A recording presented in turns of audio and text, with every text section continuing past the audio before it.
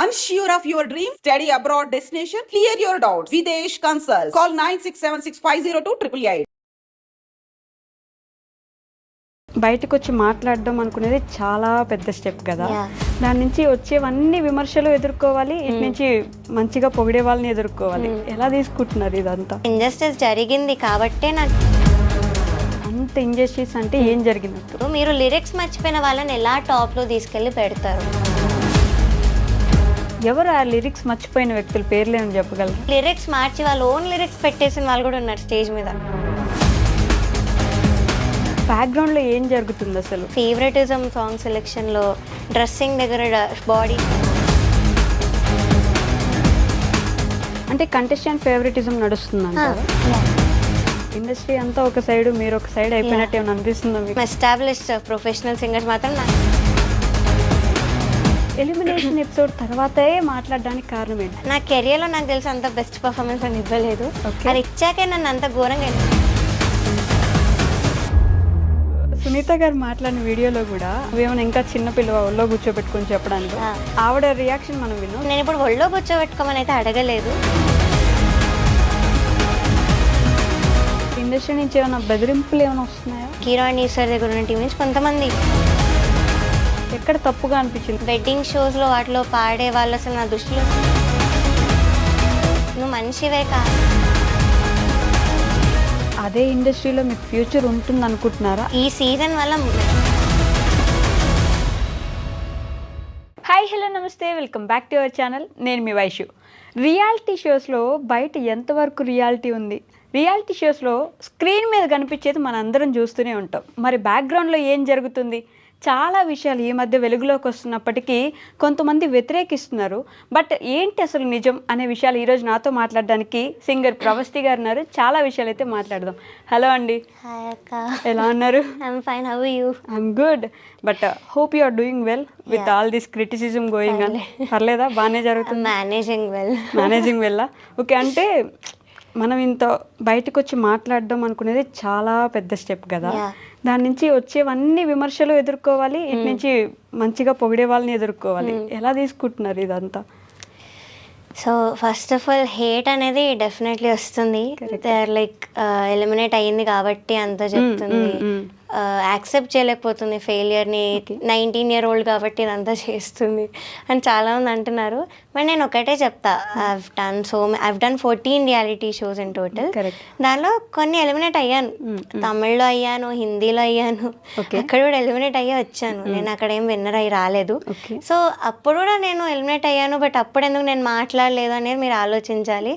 And reality shows అన్నిటినీ అనట్లేదు, పాడుతా తీగ సిల్వర్ జూబ్లీ సిరీస్ అంటున్నాను.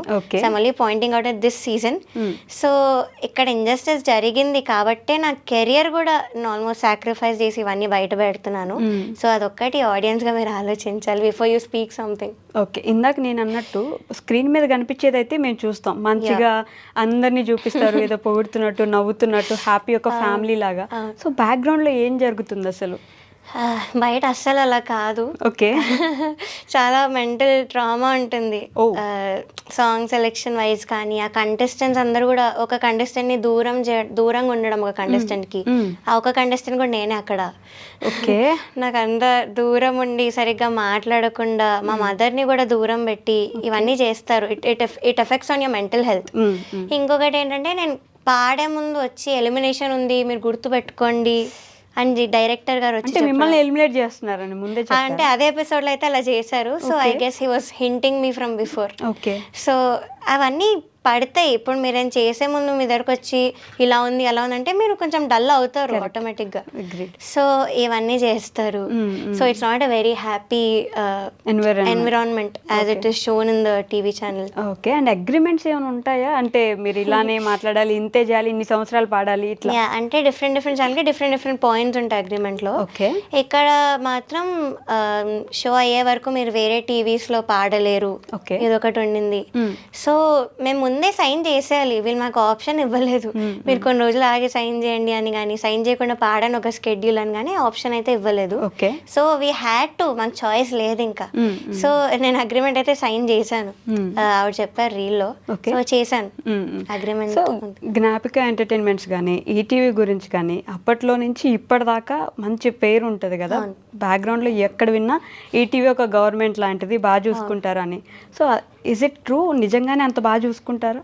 యా, సో ఇప్పుడు నాకు ప్రాబ్లం ఉన్నది జ్ఞాపిక ప్రొడక్షన్ హౌస్ వాళ్ళ మీద. ఓకే. సో ఈటీవీలో నా ముందు కూడా పాడాను, ఎస్పీబీ సార్ ఉన్నప్పుడు 7 months పాడాను పాడుతా తీయగలో, that was season 13. Okay. So అక్కడ అంతా బాగా జరిగింది, సాంగ్ సెలెక్షన్లో no favouritism, no injustice. Balu garu కూడా ఎంత క్లియర్గా చెప్పేవాళ్ళు, ఏమున్నా కూడా అంత బాగా చెప్పేవాళ్ళు జడ్జ్మెంట్లో. సో ఇవన్నీ జరిగాయి, అవుట్ఫిట్స్ విషయంలో అస్సలకే ప్రాబ్లం లేదు అప్పుడు. ఇవన్నీ ఉన్నాయి, నాకు ఎప్పుడు కూడా ఇబ్బంది లేదు, చాలా బాగా చూసుకున్నారు ఈటీవీ వాళ్ళు అప్పుడు. ఫుడ్ పరంగా కానీ అన్నిటి పరంగా, రూమ్ ఇచ్చేవాళ్ళు, నేను చెన్నై నుంచి వచ్చేదాన్ని, సో రూమ్ ఇచ్చేవాళ్ళు అన్నీ బాగా చూసుకున్నారు. బట్ ఈ సీజన్లో నేను ఎక్స్పెక్ట్ చేయలేదు అలా ఉంటుందన్న ఒక థాట్తోనే నేను ఇక్కడికి వచ్చాను సిల్వర్ జూబ్లీ సిరీస్కి. కానీ ఈ సీజన్లో అంత ఫేవరెటిజం సాంగ్ సెలెక్షన్లో, డ్రెస్సింగ్ దగ్గర బాడీ షేమింగ్ చేసి అంత అన్కంఫర్టబుల్ అవుట్ఫిట్స్ ఇవ్వడం, అండ్ ఫుడ్ పెట్టేవాళ్ళు కాదు షూటింగ్లో, డిన్నర్ అనేది పెట్టేవాళ్ళు కదా ఎంత లేట్ అయినా. నేను ఇది ఏ రియాలిటీ షోలో చూడలేదు. సో ఇవన్నీ ఫ్యాక్టర్స్ బేస్ చేసుకొని నేను మాట్లాడాను. డ్రెస్సింగ్ గురించి వస్తే జ్ఞాపిక ప్రొడక్షన్స్ నుంచి కూడా ఒక వీడియో వచ్చింది. సో న్యూట్రల్ గా మాట్లాడుకుంటే ఆవిడ మీ డ్రెస్సెస్ స్క్రీన్ మీద వేసి చూపించారు. సో ఆ డ్రెస్సెస్ లో ఎక్కడ బాగాలేదు అనేలాగా ఏం లేదు కదా, మరి ఎందుకు కంప్లైంట్ చేశారు అనే ఒక క్వశ్చన్ అయితే రేస్ చేస్తారు కదా. సో నేను అదే నిన్న వీడియో పెట్టాను, నేను 2 photos మీద కూడా మాట్లాడాను. ఫస్ట్ థింగ్ ఆవిడ ఏం మాట్లాడారంటే సాంగ్ కి తగ్గట్టుగా మేము ఇస్తామని చెప్పారు. సో నేను పాడిన పాట నాంపల్లి స్టేషన్ కాడి Rajalingu, it's a sad song. వీడియోలో కూడా పాప అబ్బాయి చింగి బట్టలు వేసుకొని ఏడుస్తూ పాడే పాట, అది జరిగే రియాలిటీ గురించి. సో అలాంటి పాటకి మీరు డిస్కో డ్రెస్ ఎందుకు ఇచ్చారు, మరి పాటకు తగ్గట్టుగా ఇస్తున్నారంటే? సో అది మీరు ఆలోచించాలి. సెకండ్ థింగ్, ఒక సారీ ఇచ్చారు, ఇక్కడ అంతా చుట్టి, ఇక్కడ దోపి, కింద అంతా ఉంది, అది 5 times నన్ను తిప్పారు, అది ఇప్పించి మళ్ళీ కట్టించి మళ్ళీ కట్ చేసి ఇచ్చి. సో రిహార్సల్స్ అవుతున్న టైంలో అంత ఎగ్జాస్టింగ్ ఉండింది నాకు. లాస్ట్ ఎపిసోడ్ అది షూటింగ్, అది కూడా. సో అంత ఎగ్జాస్ట్ చేసేసారు నన్ను, ఫస్ట్ థింగ్. సెకండ్ థింగ్, ఇలా గట్టిగా చుట్టేశారు, ఆ సారీ కట్టలేదు, చుట్టేశారు నాకు, ఎన్ని పిన్లు పెట్టారు అంతా కూడా. అండ్ ఇక్కడ అంతా స్కిన్ కనిపిస్తుంది, ఆ ఫోటోలో క్లియర్ లేదు వాళ్ళు పెట్టింది, ఇక్కడ అంతా కూడా చాలా ఓపెన్ ఉండే ఆ డ్రెస్ లో. చాలా నేను కాన్షియస్ అయ్యాను పాడే ముందు, కెమెరాల ముందు అని లైటింగ్ లో. I got very very conscious. So నేను చెప్పాను కూడా, ma'am it is making me uncomfortable అంటే, లేదు బాగుంటుంది అన్నారు. నాంపల్లి డ్రెస్ కూడా ఇక్కడ అంతా సెక్వెన్స్ ఉన్నాయి మీరు చూసినట్టు, ఇక్కడ టైట్ ఒక బెల్ట్ కూడా ఉంది ఆ ఫోటోలో. సో ఇవన్నీ నేను చెప్తే ఆవిడ లేదు కెమెరాలో బాగుంటుంది, ఇట్స్ లుకింగ్ గుడ్ అన్నారు, కానీ నేను కంఫర్టబుల్ అన్న పాయింట్ అయితే ఆవిడ పట్టించుకోలేదు. సో అండ్ సారీ బొడ్డు కింద కట్టుకోమని అయితే చెప్పారు, నేను అది కూడా చెప్పాను నిన్న వీడియోలో, చెప్పారు. సో ఇవన్నీ మరి నేను ఇంత క్లియర్గా మాట్లాడుతున్నా, మరి దీనికి ఎందుకు ఆన్సర్ చేయలేదో నాకు తెలీదు. సాంగ్ సెలెక్షన్ గురించి కూడా మాట్లాడా, అది కూడా నేను ప్రూఫ్తో బయట పెట్టాను. అది ఇంకా ఏదో మాట్లాడారు, ఇలా లాలో జడ్జ్మెంట్లో అన్ని మాట్లాడారు. సో లాలో లా ప్రకారం నడుస్తుంది, ఇక్కడ ఫేవరెటిజం ప్రకారం నడిచింది కాబట్టి నేను అంత ప్రూఫ్తో బయట పెట్టాను. సో ఇంకొక పాయింట్ మర్చిపోయాను యాక్చువల్లీ వీడియోలో, మళ్ళీ స్టోరీలో పెట్టాను, ఇంకా చెప్పలేదు ఇంటర్వ్యూస్లో. ఈ పాయింట్ ఏంటి అంటే, ఒక కంటెస్టెంట్ తనకి ఏదో పనుండి రాలేకపోవడం వల్ల షూట్ అంతా కూడా షఫల్ చేస్తారు, స్కెడ్యూల్ అంతా. అది మీరు ఎలా చేస్తారు? అది విఐపి ట్రీట్మెంట్ కాదా, డిస్క్రిమినేషన్ కాదా? మరి అది ఒక్క కంటెస్టెంట్ కోసం మీరు అలా ఎందుకు చేశారు? మరి ఇది కూడా మీరు ఆన్సర్ చేయాలి.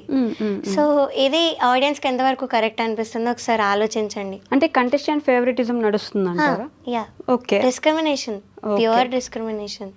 అండ్ ఇప్పుడు మీరు ఇండస్ట్రీ అంతా ఒక సైడ్, మీరు ఒక సైడ్ అయిపోయినట్టు ఏమైనా అనిపిస్తుందా మీకంటే? ఒక్కొక్కరు వచ్చి వీడియోస్ చేస్తూనే ఉన్నారు, ఇలా మంచి వాళ్ళు, ఇలా వాళ్ళు, ఇలా అని.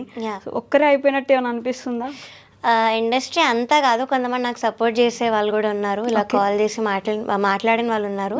బట్ యా, కొంచెం ఎస్టాబ్లిష్డ్ ప్రొఫెషనల్ సింగర్స్ మాత్రం నాకు అగెయిన్స్ట్ గానే టీమప్ అయి ఉన్నారు. And I don't blame them, because వాళ్ళు అదే కెరియర్ లో ఉన్నారు, వాళ్ళు కెరియర్ పనంగా పెట్టలేదు. సో వాళ్ళు కూడా ఇవన్నీ దాటుకొని వెళ్ళిన వాళ్ళు, అఫ్ కోర్స్ ఫెయిలియర్స్ తెలిసిన వాళ్ళు వాళ్ళంతా. వాళ్ళు అన్నీ ఇవి నార్మలైజ్ చేసేసారు, అదొక ప్రాబ్లం. రియాలిటీ షో అంటే ఇంతే కదా, ఇలానే జరుగుతుంది అని నార్మలైజ్ ఎందుకు చేశారు? ఓకే. యా, అదే మీరు మదర్స్ కూడా ఉన్నారు కొంతమంది ఆ సింగర్స్లో. అదే మీ పిల్లలకైతే మీరు స్టాండ్ తీసుకోరా, ఇంత ఇంజస్టిస్, ఇంత అన్కంఫర్టబుల్ మీరు పిల్లలు ఫీల్ అయ్యారంటే మీరు స్టాండ్ తీసుకోరా, ఇలానే వదిలేస్తారా? Okay. So this is my question. So of course I feel very teamed up, corner అయిపోయానని అయితే అనిపిస్తుంది, కానీ that doesn't stop me from exposing all this. That's good. Actually అంటే మీరు ఆగకుండా ఉండడం అనేది గొప్ప విషయం, ఇంత జరుగుతున్నప్పుడు ఆగకుండా ఉండడం. అండ్ సెకండ్ థింగ్, నన్ను అడిగితే డ్రెస్సింగ్తో అసలు సంబంధమే లేదు. Yeah, if you are comfortable, it is singing show కదా, మీరు యాక్టింగ్లో పని చేయట్లేదు కాబట్టి ఇట్ ఈస్ బెటర్, మీకు ఏది కంఫర్ట్ ఉంటే అది వేసుకోవడం. So I appreciate that point. But ఇంకొకటి ఏంటంటే వీళ్ళందరూ పొగుడుతున్న విషయం మీకొక్కరికే ఎందుకు తప్పైంది? And second point, elimination episode తర్వాతే మాట్లాడడానికి కారణం ఏంటి, ముందే ఎందుకు మాట్లాడలేదు అనే క్వశ్చన్ కూడా రేజ్ అయ్యే ఛాన్స్ ఉంది కదా. సో దానికి ఏమంటారు? ఫస్ట్ థింగ్, వాళ్ళు ఎందుకు ఎవరు మాట్లాడట్లేదు, అందరు సపోర్టివ్గా ఎందుకు మాట్లాడంటే వాళ్ళు కెరియర్ పరంగా పెట్టలే, నేను పెట్టాను. నేను పెట్టాను కాబట్టి నేను ఎక్స్పోజ్ చేయడానికి వచ్చాను. వాళ్ళకి అదే కెరియర్, సో డెఫినెట్లీ ఫియర్ ఉంటుంది. అండ్ సెకండ్ థింగ్, నేను చెప్పినట్టు నార్మలైజ్ చేసేసారు. It is like victim blaming. మీరు ఎలా నార్మలైజ్ చేస్తారు, అసలు ఎందుకు వెళ్ళావు తెలిసి కూడా అని అంటున్నారు. So that is not right. నేను ఎందుకు వెళ్ళానో రీజన్ కూడా చెప్పాను. I needed exposure. So family అంతా కూడా నా మీద డిపెండ్ అయి ఉన్నప్పుడు నేను ఎక్స్పోజర్ కోసం వెళ్ళాను. సో అంత రెస్పాన్సిబిలిటీస్ నాకు ఉన్నప్పుడు అయినా కూడా నేను కెరియర్ పరంగా పెట్టి అంత పెడుతున్నాను అంటే మీరు ఆలోచించాలి. అండ్ ఇంకో పాయింట్ ఏది అడిగారు మీరు?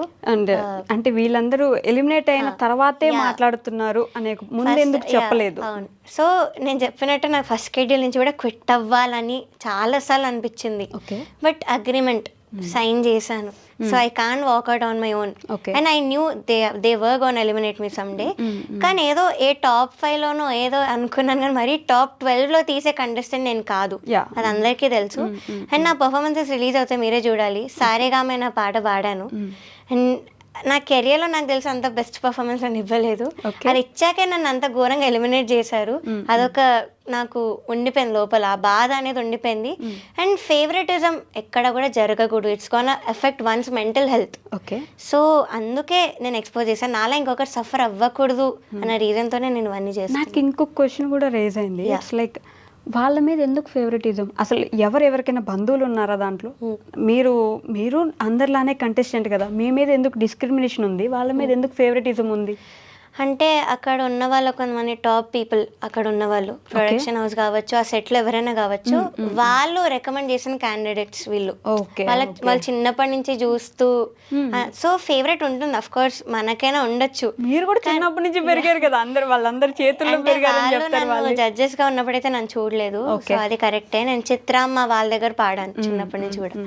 సో వీళ్ళు నన్ను జడ్జెస్ గా అయితే ఫస్ట్ టైం చూస్తున్నారు. చంద్రబోస్ సార్ చూసారు నన్ను చిన్నప్పటి నుంచి, ఆ పాయింట్ చెప్పారు కూడా ఒక ఎపిసోడ్ లో. కరెక్ట్. సో చూసారు, కానీ వీళ్ళని మాత్రం ఒక షోలో కంటిన్యూస్గా చూస్తూ వచ్చారు కొంతమంది కంటెస్టెంట్స్. అక్కడ వాళ్ళు జడ్జెస్ ఉన్నప్పుడు చిన్నప్పటి నుంచి చూస్తూ వచ్చారు. సో వీళ్ళు వెళ్ళి క్యారవన్లో మాట్లాడడం కానీ జడ్జెస్ అంతా క్లోజ్ ఉన్నారు, నాకు ఆ చనువు కూడా లేదు అక్కడ. సో అవన్నీ అవుతున్నాయి కాబట్టి ఆ ఫేవరెటిజం అనేది వస్తుంది, ఆటోమేటిక్లీ వస్తుంది. కానీ నా బాధ ఏంటంటే అది మీ జడ్జ్మెంట్లో చూపించకూడదు.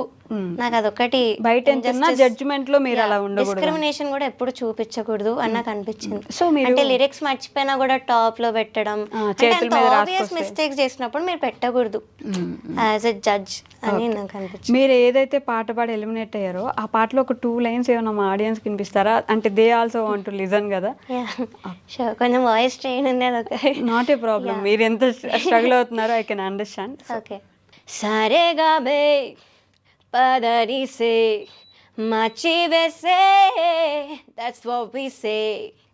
తెలుసుకో లక్ పావు కిలో, లాస్ పావు కిలో, లేబర్ పావు కిలో, చేర్చుకో భక్తి పావు కిలో, హోప్ పావు కిలో, టాలెంట్ పావు కిలో, అన్నిటినీ కలిపి కట్టిన పెద్ద పోట్లమే సీక్రెట్ ఆఫ్ సక్సెస్. సారేగామే పదరి సే మచి వేసే, దట్స్ వాట్ వి సే. ఓహో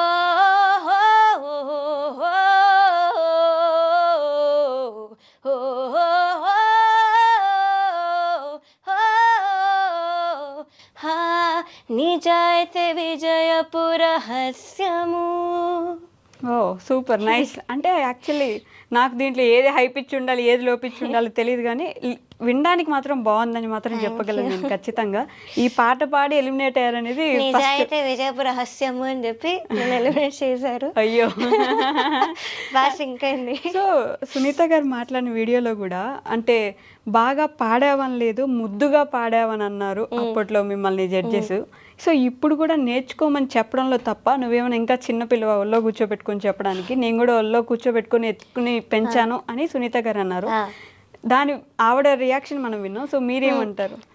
ఫస్ట్ ఆఫ్ ఆల్ నన్ను ముద్దుగా పాడ అనకుండా బాగా పాడ అన్న వాళ్ళు లెజెండ్స్ ఉన్నారు అక్కడ. ఓకే, చిత్రమ్మ ఉన్నారు, ఇళయరాజా సార్ ఉన్నారు, ఎందుకు మన ఎస్పీబీ సార్ అన్నారు. నీకు టెక్నికల్ గా నేను ఎలాంటి మిస్టేక్ కూడా చెప్పలేకపోతున్నాను, ఇది హ్యూమన్లీ ఇంపాసిబుల్ అని చెప్పారు. సో అదొక్కటి ఆవిడ ఒకసారి చూస్తే బాగుంటుంది, బికాజ్ ముద్దుగా పాడనైతే అనలేదు. సెకండ్ థింగ్, నన్ను ఒళ్ళో ఎప్పుడు కూర్చోబెట్టుకున్నా నాకు గుర్తులేదు యాక్చువల్లీ. ఐ డోంట్ రిమెంబర్ నన్ను ఆవిడ అంత సపోర్ట్ చేయడం నాకు ఎప్పుడు గుర్తులేదు. సో అది, అండ్ నేను ఇప్పుడు ఒళ్ళో కూర్చోబెట్టుకోమని అయితే అడగలేదు నా వీడియోలో కూడా. I just asked to respect me as a singer, as a human being నాకు ఆ రెస్పెక్ట్ ఇవ్వమని నేను అడిగాను. అండ్ డిస్క్రిమినేషన్ చేయొద్దు అని ఒక్కటి అడిగాను నేను. సో అది ఇంకేవో కొన్ని పాయింట్స్ చెప్పారో అది దాని మీద నేను వీడియో కూడా పెట్టాను. I explain clearly point to point. So ఇది జరిగింది. ఇప్పుడు ఇండస్ట్రీ నుంచి ఏమైనా బెదిరింపులు ఏమైనా వస్తున్నాయా? ఐ మీన్ ఇలా తప్పు, ఇలా మాట్లాడి ఉండకూడదు, అసలు ఎక్స్పోజ్ చేయకుండా ఉండాల్సింది, అక్కడ ఉన్న సింగర్స్ నుంచి వచ్చాయంటే ఆ డైరెక్ట్ కీరాణి సార్ దగ్గర ఉన్న టీం నుంచి కొంతమంది కాల్ చేశారు. ఓకే, చేసి చాలా తప్పు, నీకు జరిగిన పెయిన్ నాకు కూడా అయ్యింది, మరి నేను చేయలేదా నేను చెప్తున్నట్టు వీళ్ళందరూ నార్మలైజ్ చేసేసారు. So they don't understand what I've been through. అది ఒక పాయింట్. వాళ్ళ ఒపీనియన్ బట్టి they can't invalidate my feeling. Correct. So ఇలా చేసిన వాళ్ళు ఉన్నారు, కానీ మరీ ఘోరంగా బెదిరించిన వాళ్ళు అయితే ఎవరు లేరు. కొన్ని ఫేక్ అకౌంట్స్ ఆఫ్ కోర్స్ వాళ్ళు పెడుతూ ఉంటారు. సో ఇది ఒకటి జరిగింది. Everyone has their own opinions కాబట్టి. బట్ కీరవాణి సార్ అనగానే ది లెజెండరీ మ్యూజిక్ డైరెక్టర్ ఇలా వస్తుంది కదా కంపల్సరీ. అలాంటి వ్యక్తి ఏమైనా చెప్తున్నారంటే అది కూడా నిజమేనేమో, నిజంగానే తిని సైడ్ నుంచి కూడా ఏమైనా మిస్టేక్ ఉందేమో అనే క్వశ్చన్స్ కూడా రేజ్ అవుతాయి కదా. ఎక్కడ తప్పుగా అనిపించింది అని మాట్లాడింది? First of all Keeravani sir నా సింగింగ్ బట్ అయితే నెగటివ్ కామెంట్స్ ఇవ్వలేదు. ఫర్ దెమ్ టు బ్లేమ్, నా సింగింగ్ ని బ్లేమ్ చేయడానికి వాళ్ళకి ఇప్పుడు ఆప్షన్ లేదు. బికాస్ నా సింగింగ్ ఎక్కడ కూడా ఆయన అంత కించపరిచి అయితే మాట్లాడలేదు. ఒక్క అదే అంతరామమే అన్న పాట తర్వాత నేను సునీత గారితో ఏకీభవిస్తున్నాను అని ఆపేసరిగా ఆయన ఒపీనియన్ అని చెప్పలేదు. సో ఇదొకటి జరిగింది. బట్ కీరవాణి సార్ నేను యాజ్ అ పర్సన్ నేను ఎప్పుడేమనలేదు. He's a very fun person, jokes చేస్తుండే వాళ్ళ సెట్ లో. And talent wise he's there, Oscar winner ఆయన. సో ఆయన్ని క్వశ్చన్ చేసేది ఎవరికి లేదు. కానీ ఒక మాట అన్నారు, అది ఆయన ఒపీనియన్ అయి ఉండొచ్చు, కానీ it's an insult actually. So ఆ మాట ఏంటంటే, ఇలాగా వెడ్డింగ్ షోస్లో వాటిలో పాడే వాళ్ళు అసలు నా దృష్టిలో సింగర్సే కాదు అన్న పాయింట్ అయితే అన్నారు. లైవ్లోనా ఆఫ్ ది స్క్రీన్? లేదు, స్క్రీన్ ముందే అన్నారు. బట్ మరి వీళ్ళు రిలీజ్ చేస్తారో ఎడిట్ చేస్తారో నాకు తెలీదు, కానీ నేను చెప్తున్నాను ఇది ఈ కరెక్ట్ స్టేట్మెంట్ అయితే అన్నారు. సో అన్నాక ఆయన ఒపీనియన్ అని కూడా చెప్పారు. కానీ ఇప్పుడు మనం ఏదైనా చేస్తే నువ్వు ఇది చేసి నాకు నచ్చలేదు అంటే దట్స్ ఒపీనియన్. కానీ నువ్వు చేస్తే నువ్వు మనిషివే కాదు అనడం it's an insult. So to me it felt like an insult. And contestants ఇటువైపు ఉంటారు రైట్ సైడ్ కి, జడ్జెస్ కి. సో ఆయన చూస్తూ ఎందుకు అన్నారు, లైక్ నన్ను చూసారు కొన్ని వెడ్డింగ్ షోస్ లో పాడడం. So it felt very personal. నన్ను చూస్తూనే చెప్పారు, ఇది కూడా కొనమని నీకు ఎలా తెలుసు నిన్ను చూస్తున్నట్టు, అంత చైల్డిష్ రీజన్ చెప్తున్నాను. లేదు, we can notice when somebody is seeing at us.